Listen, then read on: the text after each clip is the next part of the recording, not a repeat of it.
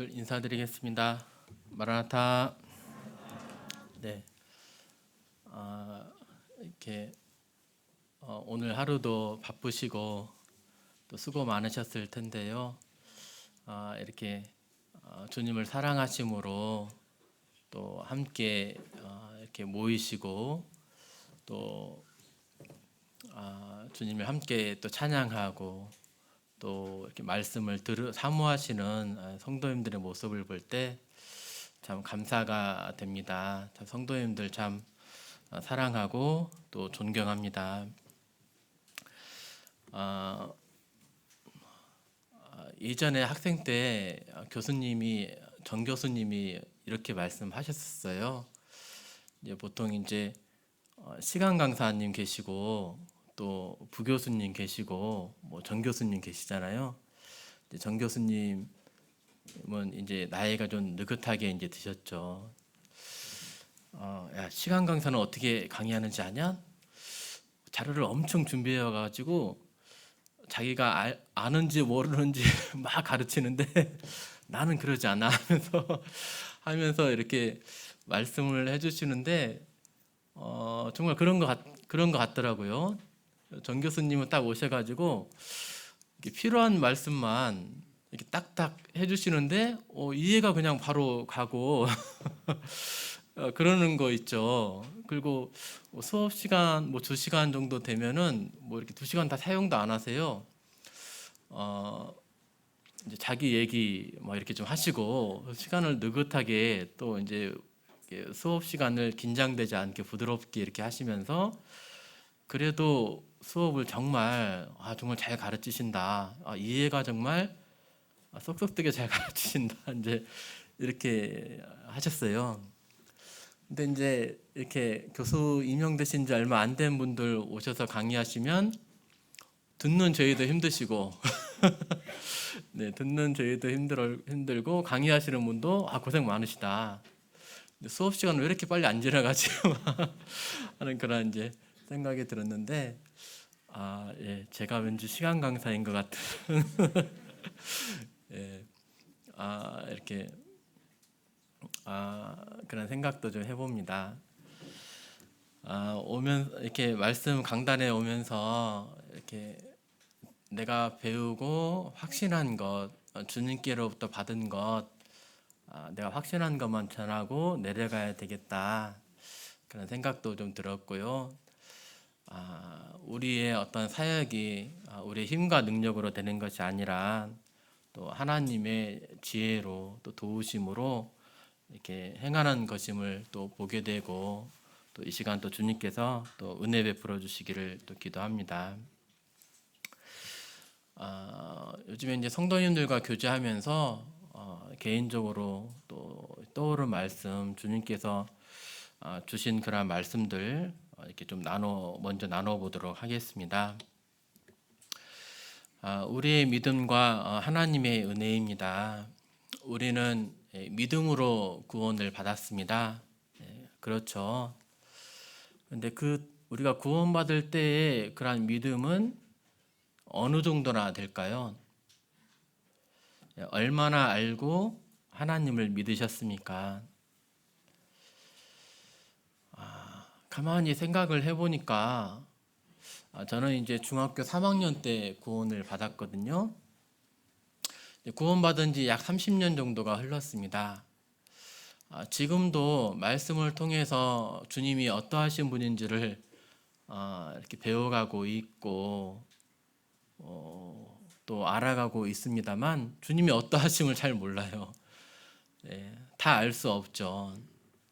그런데 우리가 주님을 처음 만났을 때 어떻게 우리가 구원을 받았습니까?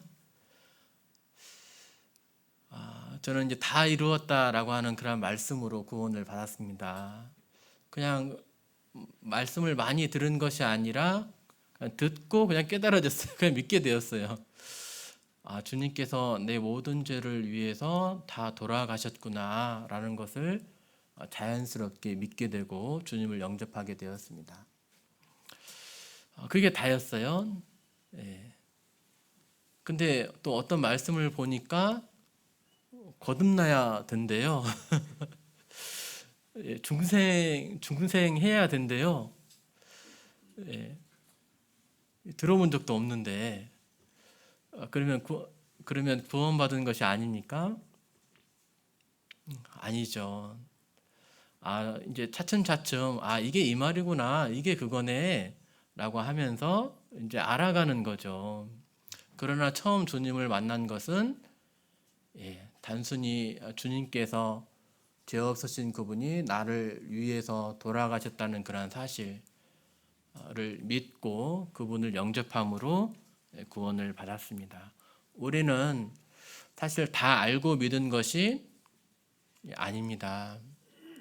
한 말씀이라도 우리는 그 말씀으로도 구원을 받을 수 있음을 생각을 해보게 됩니다. 바디메오가 있었습니다. 여리고에 살았던 맹인 거지였습니다. 이름도 바디메오예요. 바디메오, 이제 디메오의 아들 바디메오였습니다. 바디메오의 뜻이 바라고 하면은 누구누구의 아들인 거거든요. 바디메오 하면은 디메오의 아들. 디메오의 아들인 바디메오였습니다. 말하자면 자기의 제대로 된 이름이 없는 그런 사람이었어요. 아버지가 어렸을 때부터 일찍 돌아가셨든지 아버지가 조금 안 좋으신 분이어서 어떤 아버지의 양육을 받지 못한 버림당한 사람이었는지 하여튼 그러한 바디메오, 맹인 거지였습니다. 맹인 거지가 예수님을 잘 알았을까요? 어떻게 예수님을 알 수 있었겠습니까? 단순히 그가 들은 것은 다윗의 자손이여 나를 불쌍히 여기소서라고 그런 말을 하는 것을 볼 때 뭔가 예수님이 다윗의 자손이었던 것은 알았던 것 같고, 또 무엇보다도 이 예수님은 나를 치료해 주실 수 있는 분이셔 라고 하는 그런 사실을 믿는 것 같습니다. 그가 예수님에 대해서 뭐라고 했냐면요, 선생님이여 보기를 원하나이다 라고 말했습니다. 하도 소리 지르니까 예수님께서 너에게 무엇을 하여 주기를 원하느냐 라고 물으셨을 때 바디메오가 선생님이여 보기를 원하나이다 라고 말합니다. 예수님을 향해서 선생님이여 하면은 제대로 알고 있는 것입니까? 적어도 주님, 또 하나님의 아들이시여, 나의 주이시여, 이렇게 말을 해야 되지 않겠습니까? 그런데 그는 예수님이면 나를 고치실 수 있는 그러한 분이셔, 이 믿음 하나로 그는 구원을 받습니다. 보기를 원하나이다, 가라, 내 믿음이 너를 구원하였느니라 라고 이렇게 말씀을 해주세요. 이 바디메오의 그런 예수님에 대한 그러한 지식은 너무나 작았죠. 그의 믿음도 별 볼 일 없었어요. 정말로 지극히 작은 그러한 믿음이었습니다.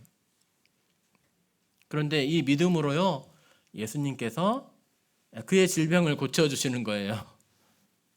또 그의 질병만 고쳐주셨을까요? 그의 영혼도 고쳐주셨으리라고, 정말 구원해 주셨으리라고 믿습니다. 왜냐하면 여기서 또 너를 구원하였다라고 이렇게 말씀도 나와 있고요. 또 중풍병자를 왜 이렇게 지붕에 올라가서 지붕을 치워가지고 내리잖아요, 사람들이. 그때 예수님이 뭐라고 하셨냐면 중풍병자야, 걸어가라 하면서 네가 치료되었느니라 먼저 이렇게 말씀하신 것이 아니라 네 죄사함을 받았느니라 이렇게 먼저 해주시거든요. 구하는 자들에게 가장 필요한 것을 주시는 그런 분이십니다. 그렇다면 눈만 뜨게 해주셨을 뿐 아니라 아마 영혼 구원도 해주셨을 것입니다. 12해를 혈류증을 앓던 그러한 여인이었습니다. 옷만 대어도 나는 치료받을 수 있을 텐데 라고 하는 그런 믿음뿐이었습니다. 어떤 용기가 나지 않았어요. 예수님을 맞고 어떻게 말을 붙일 수 있는 그런 상황도 아니었습니다. 그냥 옷만 데워도 낫겠다. 그리고 몰래 도망가려고 했던 것 같아요. 그런데 예수님께서 그를 고쳐주시죠. 정말 옷가에 손을 닿았는데도 예수님의 옷을 만지자 정말 병이 나았어요. 누가 내 옷에 손을 대었느냐? 라고 이렇게 예수님이 물으시자 자기가 숨길 수 없는 것을 알고 이렇게 예수님 앞에 엎드려 절하게 되죠. 그러면서 예수님께서 딸아, 내 믿음이 너를 구원하였으니 평안히 가라. 내 병에서 놓여 건강할지어다 라고 이렇게 말씀해 주시는 것을 봅니다.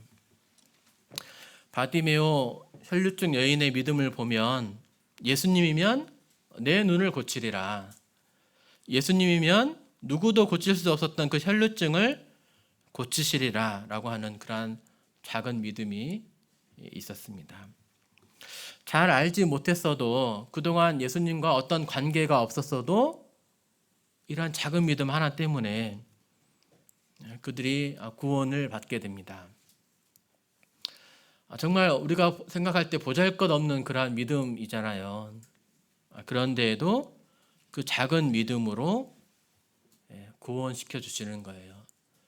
그러한 작은 믿음을 예수님은 외면치 않으시는 거예요. 말씀을 믿고 받아들인 복음의 말씀 한 구절이든 두 구절이든 믿고 받아들인 이런 지극히 작은 믿음을 예수님은 어떻게 여기실까요?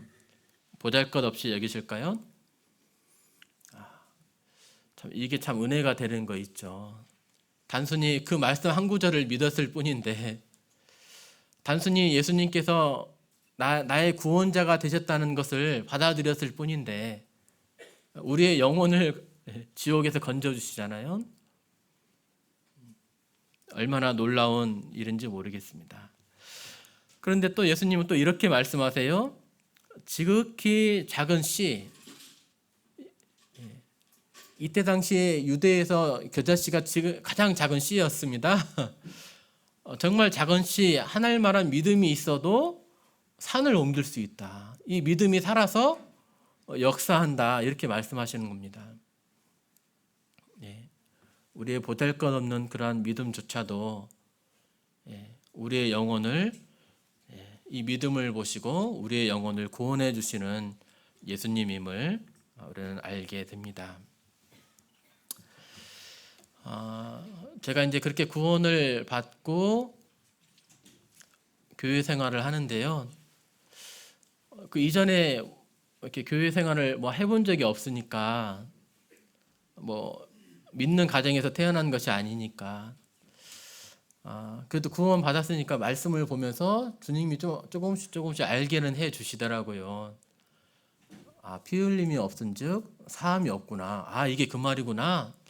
그래서 예수님께서 나를 위해서 십자가에서 피 흘리신 거구나. 이러한 말씀들 계속 말씀을 읽으면서 조금씩 더 알게 되었습니다. 네, 구원에 의심이 없었을까요? 네, 수도 없이 구원을 의심했습니다. 나 구원 받았나? 내가 믿긴 믿는 건가?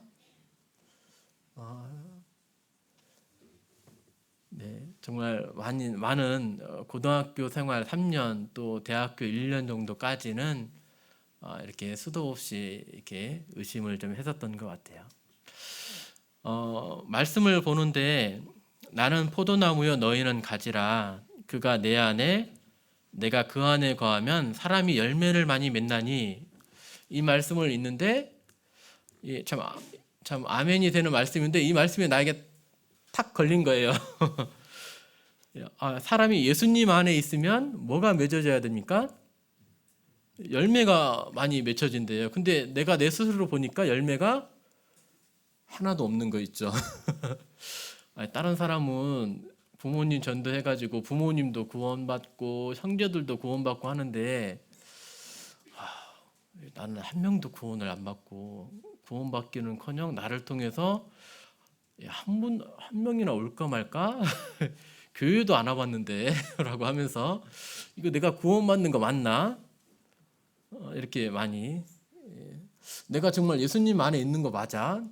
이렇게 하는 생각이 많이 사로잡혔습니다. 한동안 많이 암울했어요. 네. 근데 열매를 맺으려면 시간이 필요하죠. 어떻게 이제 이 믿음의 씨앗이 이제 싹을 텄는데 어떻게 바로 열매를 맺을 수 있습니까? 싹을 틔우고 뿌리를 내리고 이제 자라가지고 잎사귀도 나오고 꽃도 피고 해야 이제 열매가 열리는 거 아닙니까? 성장이 필요하죠. 한번 영상을 한번 봐보겠습니다. 아유, 또 이럴 때 또 안 되네.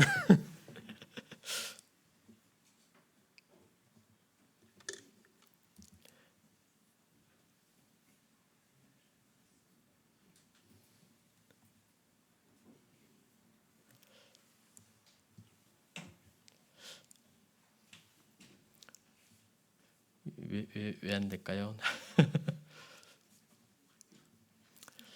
네.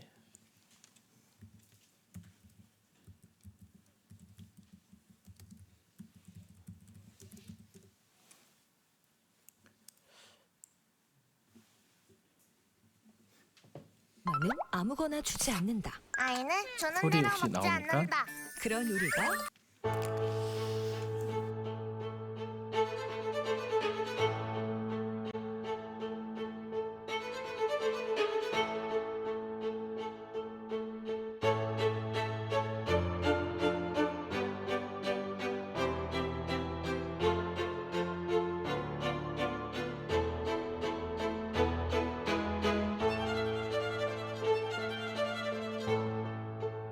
근데 그 씨앗에서 씨앗이 열리고 또 싹이 발아해가지고 뿌리가 내리고 그 다음에 땅을 이게 해집고 올라오잖아요. 이게 또 그러면서 줄기가 이제 이렇게 생겨나는 거죠. 줄기가 이제 뻗어 나가는 거죠. 그 조그마했던 그런 씨앗 안에서 이게 이렇게 나오는 것입니다.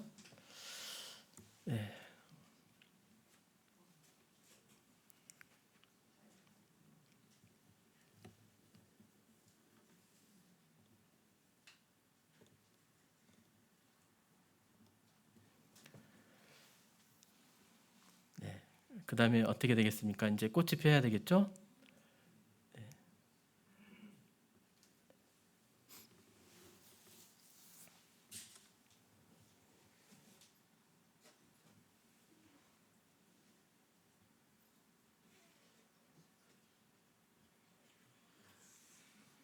아이고.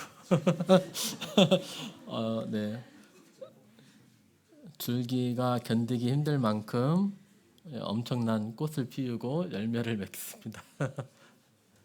네. 야, 좀 우리가 딱 보기에도 수십 가지, 적어도 수십 가지, 수백 가지의 그러한 어떤 과정들이 하나라도 이렇게 어긋나게 되면은 여기까지 오기는 힘들겠다. 이건 정말 신기한 그러한 일이죠.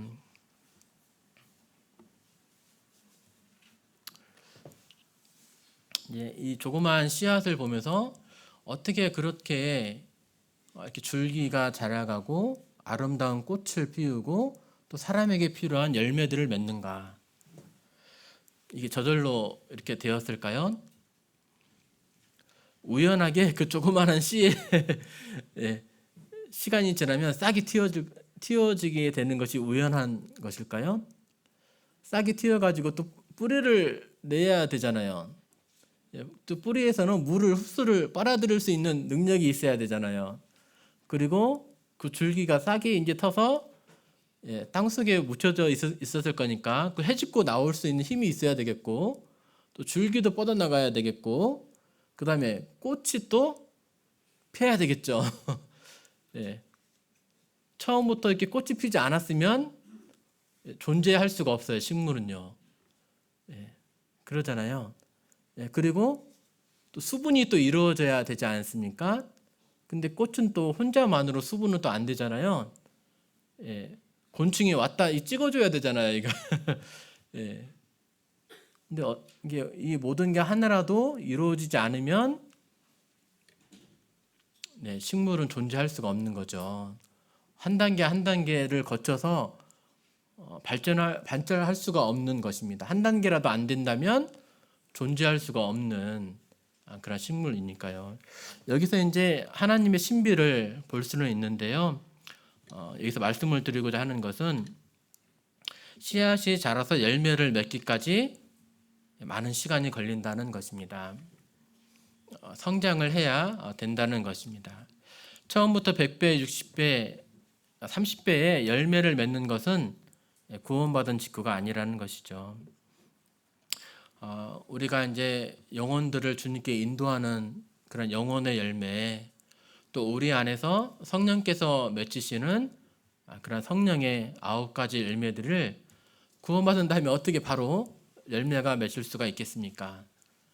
우리 성장을 해야, 열매를 맺을 만한 그런 성장을 해야, 시간이 지나야 맺게 될 것입니다.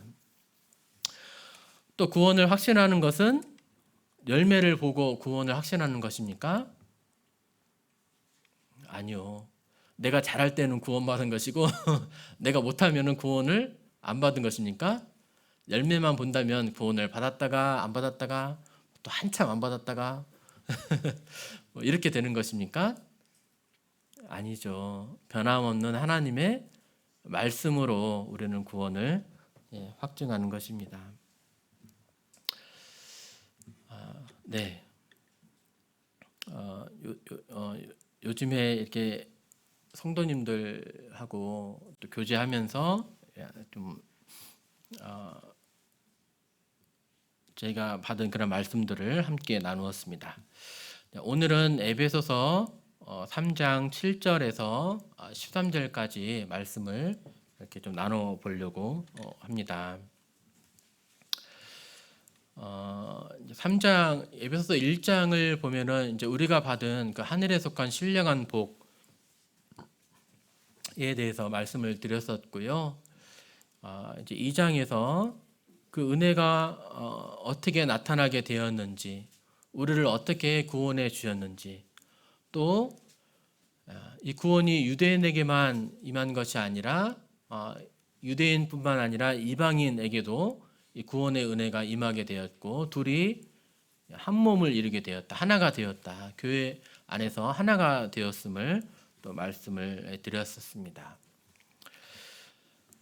이제 3장에서는 교회가 영원부터 하나님 속에 감추어졌던 비밀임을 설명하고, 또 이를 위해서 사도 바울이 일꾼으로서 복음을 위해 부름 받았음을, 부름받은 은혜를 설명해 주고 있습니다. 한 절 한 절 살펴보겠습니다. 7절입니다. 이 복음을 위하여 그의 능력이 역사하시는 대로 내게 주신 하나님의 은혜의 선물을 따라 내가 일꾼이 되었노라.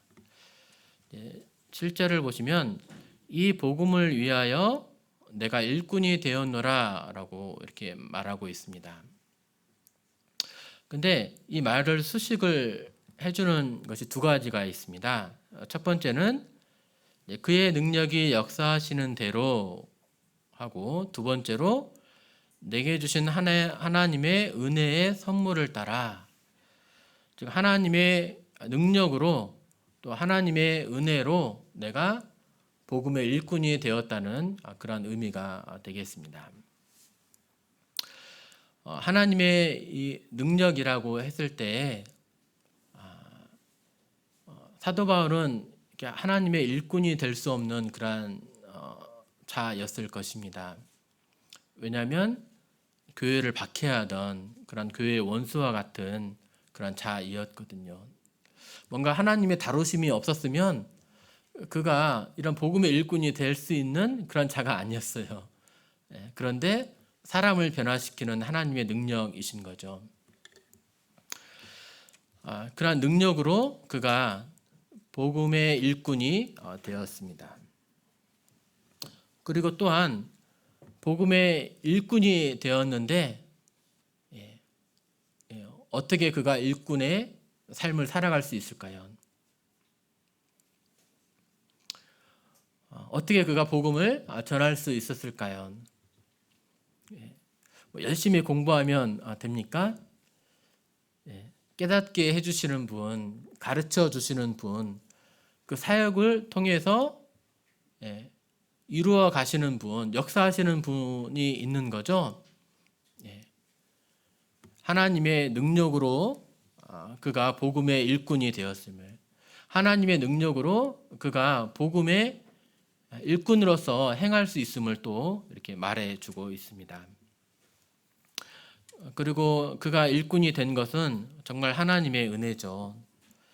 교회를 박해하던 그런 바리새인이 구원받은 것, 구원받을 뿐만 아니라 사도가 된 것, 또 말씀을 계시를 받아서 말씀을 기록한 것, 은사를 받아서 전도한 것, 많은 교회들을 세우고 성도들을 위로해주고 격려해주고 붙들어주고 상담해주고 세워주고 하는 그런 많은 일들이 하나님의 은혜를 따라서 된 것입니다. 사도 바울은 내가 일꾼이 되었노라라고 이렇게 말을 했습니다.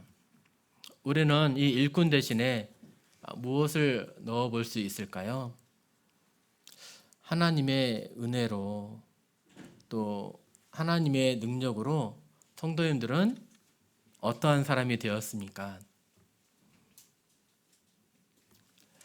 네, 가정에서는 한 아내의 남편이 되고 또 한 아내 또 한 가정의 한 아이들의 또 아버지가 되죠.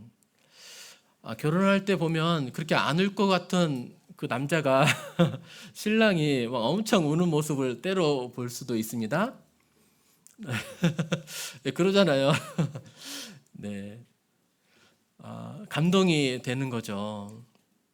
네, 이렇게 결혼을 한다는 것 자체가 정말 은혜가 아닙니까?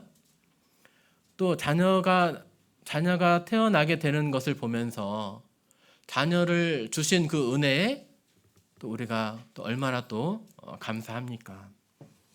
이 가정을 이루게 하신 그 하나님의 능력과 은혜에 얼마나 감사한 일인지요.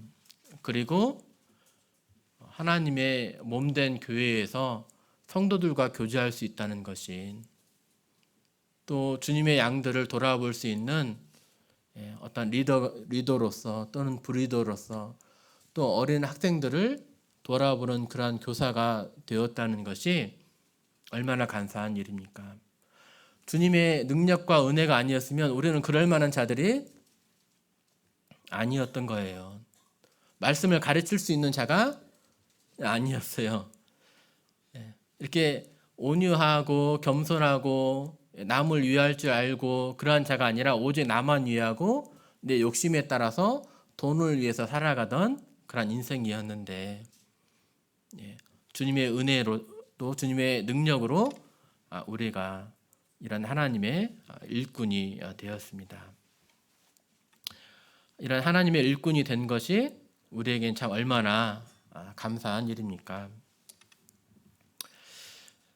8절, 모든 성도 중에 지극히 작은 자보다 더 작은 나에게 이 은혜를 주신 것은 측량할 수 없는 그리스도의 풍성함을 이방인에게 전하게 하시고. 좀 재밌는 표현입니다. 사도 바울은 자신을 어떻게 표현하고 있습니까? 모든 성도 중에 지극히 작은 자보다 더 작은 자. 아니, 모든 성도 중에 지극히 작은 자 하면은 매일 꼴등이잖아요. 그렇게만 해도 되는데 뭔가 더 자신을 이 부분을 더 강조하고 있는 것 같아요.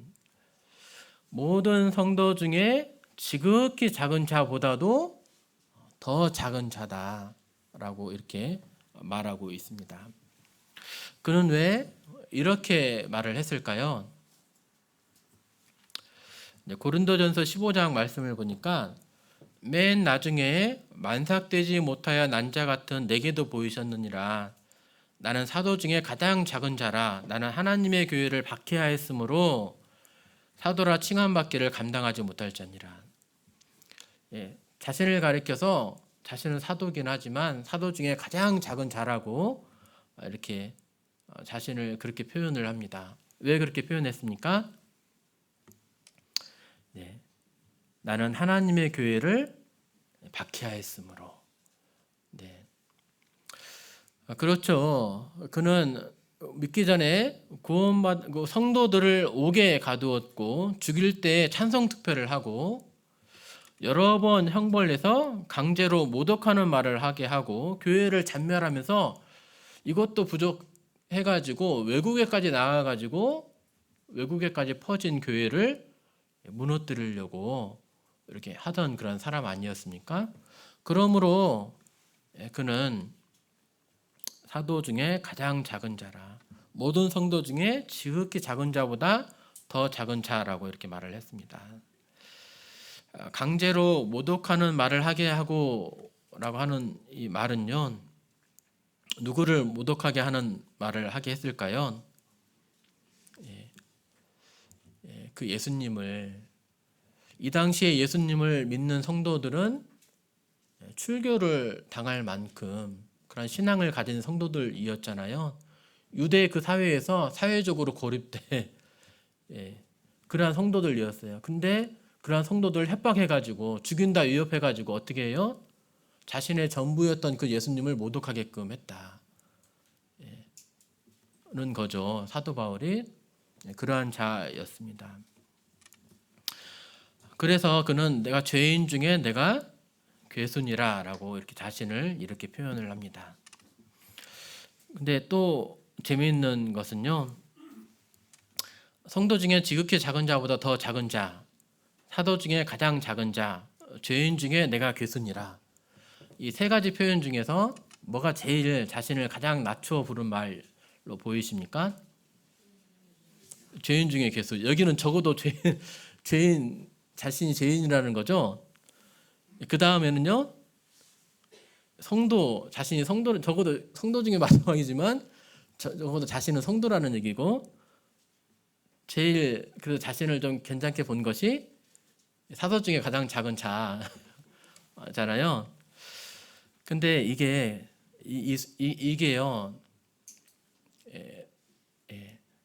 고린도전서가 쓰여졌을 때가 가장 사도 바울이 젊었을 때, 주님을 배우기 시작했을 때였던 거예요. 고린도전서는 사도 바울이 3차 전도 여행 중에 에베소에서 기록을 했잖아요. 자신을 가리켜서 사도 중에 나는 가장 작은 자다. 자신의 연약함을 이제 알게 된 거죠. 그다음에 에베소서는 언제 쓰였습니까? 옥중서신이잖아요. 3차 전도 여행 끝나고 예루살렘에 갔다가 잡혀서 이제 로마로 압송되잖아요. 거기 로마에서 썼습니다. 근데 이때에는 모든 성도 중에 지극히 작은 자. 디모데전서에서는 죄인 중에 내가 괴순이라라고 했는데요. 이 디모데전서는 언제 쓰여졌죠? 이제 옥중에서 이제 풀려 나가지고 다시 이제 감옥에 갇히면 순교하게 되시잖아요. 1차 투옥에서 풀려났을 때 이제 기록이 되었습니다. 그러니까 주님을 점차 배울수록 처음에는 사도 중에 작은 자, 두 번째로 성도 중에 작은 자, 아니 그것도 아니다. 나는 죄인 중에 괴수다. 이렇게 주님을 배우면 배울수록 자신의 어떠함을 더 알게 되고, 어떻게 보면 주님과 더 교제하면서 더 많이 알게 되고 더 많이 신비한 것들을 더 많이 경험하게 되고 자신을 통해서 하나님의 수많은 역사가 이루어질수록 뭡니까? 자신을 높일 수 있잖아요. 예. 좀 권위적으로 이렇게 좀 행할 수 있잖아요. 근데 그게 아니었어요. 예. 자신의 연약함을 바라볼수록 오히려 더 낮아지고 겸손해져 가는 그런 사도 바울의 모습을 볼 수 있습니다. 이러한 자에게 은혜를 주신 것은 측량할 수 없는 그리스도의 풍성함을 이방인에게 전하게 하시고 사도 바울에게 이러한 은혜를 주신 것, 지극히 작은 이 나에게 그러한 복음의 일꾼이 되는 그런 은혜를 주신 그 이유는 무엇입니까? 그리스도의 풍성함, 측량할 수 없는 그리스도의 풍성함을 이방인에게 전하게 하는 것이 첫 번째 목적이었습니다. 여기에 또 하나님의 지혜가 있는 거죠. 지금까지 잘 섬겨오고 그럴듯한 그러한 사람을 세워서 일꾼으로 물론 삼으실 수도 있지만 정반대의 사람, 정반대의 사람, 정말 교회를 핍박하고 잔멸하고 성도들을 죽이고 모욕하는 말을 하게끔 한 그러한 사람을 변화시킬 수 있는 그러하신 분이라는 거죠. 우리 주님은.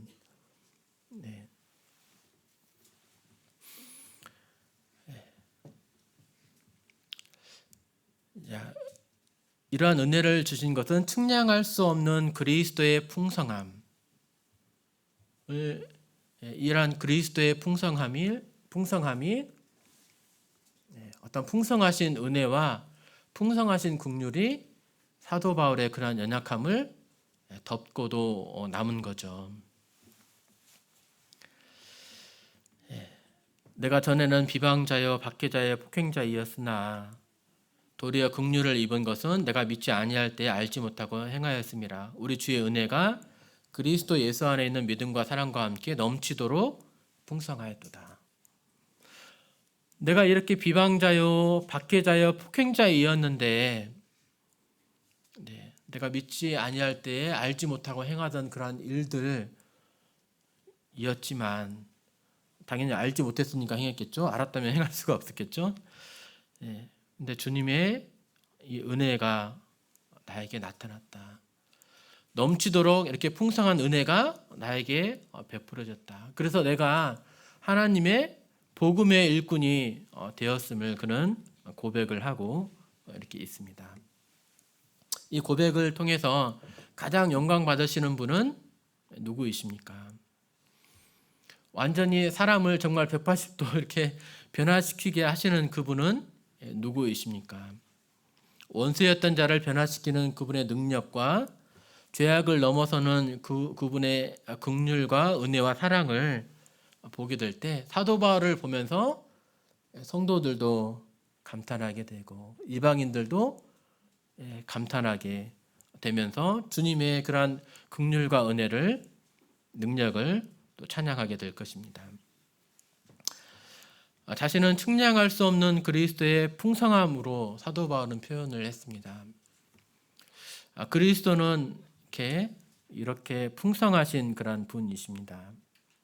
어떠한 면에서 풍성할까 좀 적어봤습니다. 우리가 받은 은혜가 풍성하죠. 단순히 우리는 구원만 받아도 면지옥만 해도 이 은혜가 죄인이 면지옥하는 이 은혜가 얼마나 큰 것입니까? 근데 구원뿐만이 아니라 자녀된 권세를 얻었습니다. 자녀가 되고 나서 보니까 자녀이면 또한 상속자요. 그리스도와 함께한 상속자래요. 그래서 하늘나라의 상속자가 되었고 또 주님과 연합되어 가지고 그리스도의 영광에 참여하는 그 은혜의 지극히 풍성함을 받는 자가 되었습니다. 또 우리는 주님을 배우면서 그분의 아름다움을 보고 있습니다. 그분이 정말 얼마나 아름다우신 분이신가. 그분이 사람을 얼마나 사랑하시는지, 또 얼마나 온유하시고 인내하시고 또 순종하시는지, 또 절제하시고 또 기뻐하시고 또 화평과 평안케 하시는지 우리는 그분의 아름다움을 보면서 감탄하게 됩니다. 또 그분의 능력과 지혜를 보면서 우리는 감탄하죠. 그분은 정말 능력으로 풍성하신 분이고 지혜로 풍성하신 충만하신 그런 분이십니다. 그분의 능력과 지혜로 만물을 창조하셨고 창조하셨을 뿐만 아니라 지탱하고 유지하는 것, 오히려 어떻게 보면 이게 더 어려운 일이죠. 지탱하고 온 우주를 유지해 가시고 그 안에 생명체들, 우리 사람들을 두시고 사람들이 거할 수 있도록 공급하시고 양육하시면서 키워 가십니다. 성경에서 풍성하였도다, 풍성함이라고 하는 그런 단어를 찾아보니까 주의 은혜가 풍성하였도다. 하나님의 풍성하신 인자하심과 너그러우심과 오래 참으심, 그 영광의 풍성함, 하나님의 지혜와 지식의 또 풍성함을, 그리고 에베소서에서 긍휼이 풍성하신 하나님, 그 은혜의 지극히 풍성함을, 또 소망의 풍성함을 이렇게 노래하면서 우리 하나님은, 우리 예수님은 이렇게 풍성하신 분이시다라는 것을 알게 됩니다. 그가 이렇게 주님을 경험하면서 그 풍성하신 그 주님을 이렇게 이방인에게 전하고 있습니다. 우리가 전하는 바는 우리가 알게 된, 만나게 된 그 아름다우신 그 주님을 전하는 거잖아요. 어떠한 규례와 예식 이런 절차들을 전하는 것이 아니라 우리가 만난 그 예수님을 우리는 이렇게 아름다운 그런 그분을 이렇게 전하고 있습니다. 바울 사역의 이제 두 번째 목적이 나오고 있습니다. 두 번째 목적은 비밀의 경륜이 어떠한 것을 드러내게 하려 하심이라. 하나님 속에 감추어졌던 그 비밀은 이전에 무엇이었습니까? 그리스도의 비밀은 교회였죠. 지난 시간에 살펴보았습니다. 비밀의 경륜은 다루심이에요. 경영입니다. 이 교회에 관한 하나님의 뜻, 계획, 운영 계획, 경영입니다. 교회를 어떻게 다루실 것인지 그것을 사도 바울을 통해서 이렇게 드러내기를 원하신 것입니다. 교회에 관한 경륜은 무엇입니까? 유대인과 이방인이 구원을 받고 또 구원받을 뿐만 아니라 그리스도의 한 몸이 되게 하고 또 주님과 연합되게 하면서 그리스도의 또 신부로 참여하는 자가 되는 것이 교회에 관한 경륜이 되겠습니다. 근데 이것이 만물을 창조하신 하나님 속에 영원부터 감추어졌던 그런 계획이라고 하는 것입니다. 교회에 관한 것이 예수님의 십자가로 인해서 우연하게 우발적으로 생겨난 것이 아니라 영원 전부터 하나님의 계획 속에 있었던 것이라는 것입니다. 이 교회를 통해서 무엇을 하시려고 영원부터 이렇게 교회를 태어나게 하시고 이렇게 교회에게 복 주시고 또 사랑해 주시고 그렇게 하실 계획을 세우셨을까요? 10절에 보면 이는 이제 교회로 말미암아 하늘에 있는 통치자들과 권세들에게 하나님의 각종 지혜를 알게 하려 하심이니. 교회에 관한 목적이 있으셨던 것입니다. 교회를 말미암아서 하늘에 있는 통치자들과 권세들에게 하나님의 각종 지혜를 알게 하려 하십니다. 교회를 통해서 하나님의 그런 지혜를 드러내기를 원하셨던 것입니다. 누구에게 원하셨냐면 하늘에 있는 통치자들과 권세들에게입니다. 이것이 누구냐? 천사들이겠죠? 영적 존재들이겠죠? 예. 그런데 이제 에베소서 6장 12절에 보면 우리의 씨름은 혈과 육을 상대하는 것이 아니요 통치자들과 권세들과 이 어둠의 세상 주관자들과 하늘에 있는 악의 영들을 상대함이라. 결국 여기에는 이 하나님께서 교회를 통해서 보여주길 원하는 대상이 누구라는 것입니까? 선한 천사들에게뿐만이 아니고 이러한 귀신들에게도, 악한 존재들에게도 교회를 통해서 하나님의 지혜를 보여주시는 거예요. 교회를 이렇게 하나님께서 사랑하심을 통해서, 교회를 통해서 하나님의 사랑이, 또 하나님의 오래 참으심이, 또 하나님의 인내가, 또 하나님의 온유가, 또 하나님의 풍성하신 긍휼과 은혜가 보여지게 되겠죠. 교회를 변화시키시는, 구원해 주시는 그런 하나님의 능력이 보여지게 되겠죠. 주님의 어떠하심이 교회를 통해서 드러나게 되시는 것입니다. 주님의 지혜가 드러나게 되는 것입니다. 이를 위해서 하나님은 대가를 치르세요. 어떠한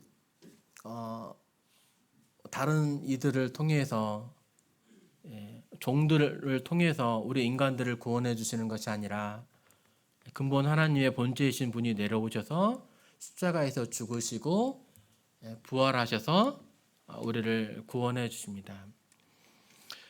신령한 복으로 복 주시고 그리스도와 연합되게 하셨습니다. 우리는 얻은 것은 많은데 하나님은 어떻게 보면 실수하신 것이 아닐까 하는 생각이 들 정도로 하나님은 정말 우리에게 많은 것을 쏟아 부으셨습니다. 하나님은 실수하신 것일까요? 그러지 않습니다. 이러한 사랑을 받은 우리들은 주님을 향해서 어떻게 살아갑니까? 강제로 하나님을 사랑합니다라고 고백하지 않고 그 사랑에 너무 감동되어 가지고 자발적으로 그러기를 원해서 우리는 우리 모든 것을 주님께 드리기를 원하는 마음으로, 또 목숨까지도 드리기를 원하는 그런 마음으로, 연약해서 할 수 없다 할지라도 그러한 마음으로 우리는 주님을 사랑하는 그러한 자들이 되었습니다. 그것도 자발적으로요. 강제로가 아니라 억지로 해야 되니까 하는 것이 아니라 그렇게 하고 싶어서, 이렇게 아름다운 그런 모습으로 우리를 변화시켜 가시는 그분이 우리 하나님이라는 거죠.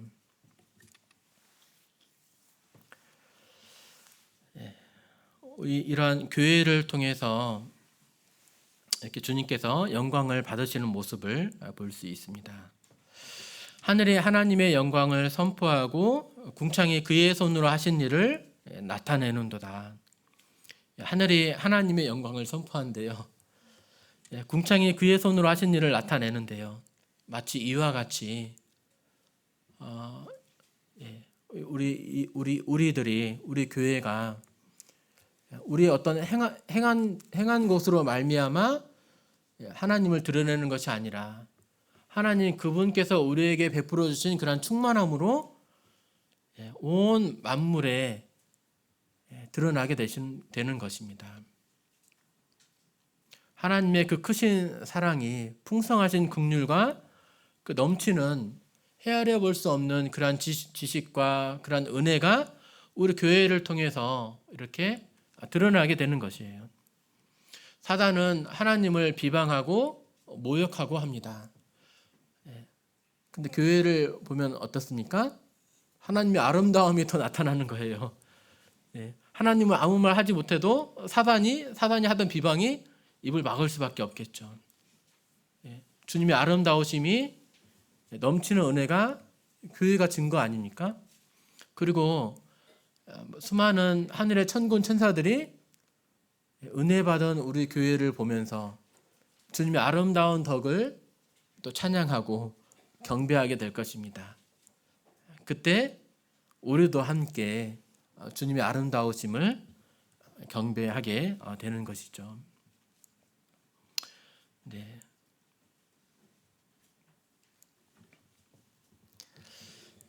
네. 이러한 주님의 아름다움을 보게 되면서 정말 우리 예수님을 만난 것이 얼마나 복된 일인가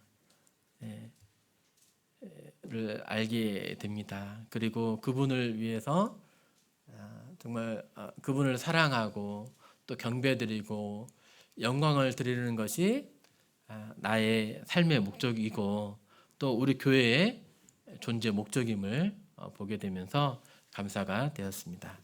네, 이상 말씀 마치도록 하겠습니다. 감사합니다.